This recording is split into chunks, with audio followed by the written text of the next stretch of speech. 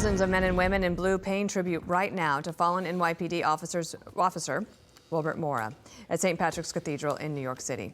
Mayor Eric Adams is about to speak about Officer Mora's bravery, heroism, and dedication as the city struggles to get a grip on rising gun violence like many other cities coast to coast.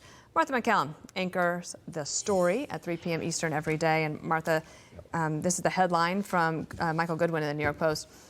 President Joe Biden needs New York City Mayor Eric Adams to save him. Going on to say Biden is coming to New York tomorrow because Adams is emerging as the antidote to the Democrats' far-left lurch.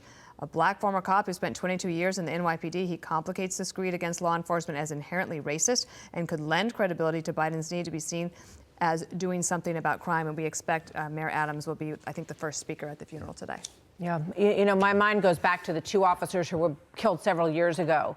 And when the funeral happened, the officers who lined the streets turned their backs to Bill de Blasio because they were so disgusted with how he was treating them and talking about police officers. I just went down to outside of St. Patrick's and walked around with where all these police officers are gathering. There are officers there from Philadelphia, from upstate New York, from New Jersey. And this morning on my way into work, there were caravans of police officers with their lights on going by us. It is extraordinary, the outpouring that we are seeing for these two young men. And I think back to what the widow of Officer Rivera had to say the other day when she, from the steps of St. Patrick's inside that cathedral, called out Alvin Bragg, the DA, and she said, "We are not safe." There is this notion, and I see it all over the place, that people are supposed to believe that they're safe, but they don't feel it. And you can't fight that. So politically, I imagine what it would be like if President Biden were sitting in that front row today. Right.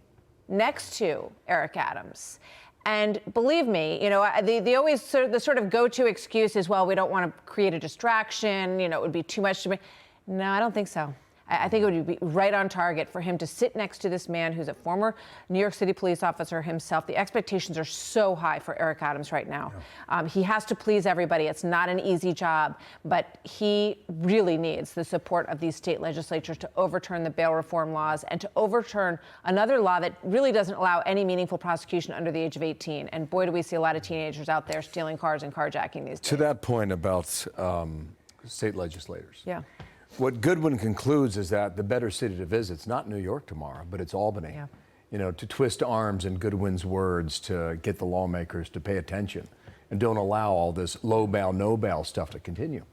Well, I think the stronger visual for today would be to be in that front row next to Mayor Adams. But I think Michael Goodwin's absolutely right to point out that Kathy Hochul, the governor of New York, owes a little something perhaps to Joe Biden. He really was the one who put the final nail in the Cuomo coffin at that point. And she was elevated to be the governor of New York State. But yeah, I think that it would be so strong if President Biden would sit there in the front row and then also make those phone calls that Michael Goodwin suggests to say, you know what, guys, we need to change the narrative on this. We're on the losing side. We're on the wrong side of this narrative. Exactly and right. We are going to lose a lot of seats if we don't get on the right side. But they have catered so much to the left on the economic side of things. And then they will always say, well, President Biden never said he was for defund the police. Okay, fine. But you have people like Representative Cori Bush, who just 2 days ago tweeted that the New York Police Department is going to get $10 billion to basically continue to basically break the law, go after low-income black people. I mean, if they don't figure out a way to stiff arm the left on this, coming to New York tomorrow won't matter at all. You know what?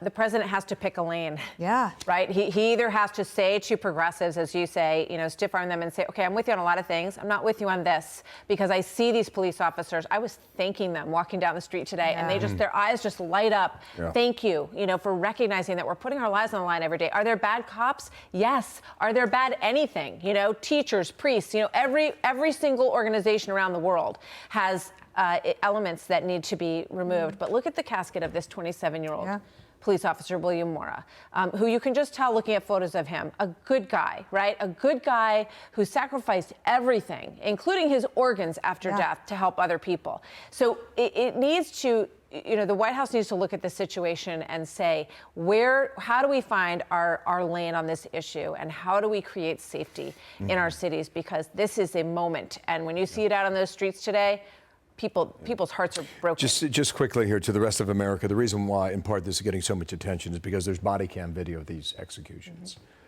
These men were ambushed and they were assassinated, and the killer was dumping bullets into their bodies as they lay helpless on the street there. And they were responding to a call in Harlem to the mother of this shooter. Correct. So they ran to Harlem, into a very tough neighborhood, to help this woman. So I mean, that's a big part of this story as well. We'll hear more of it at 3. 3 o'clock. Yeah, see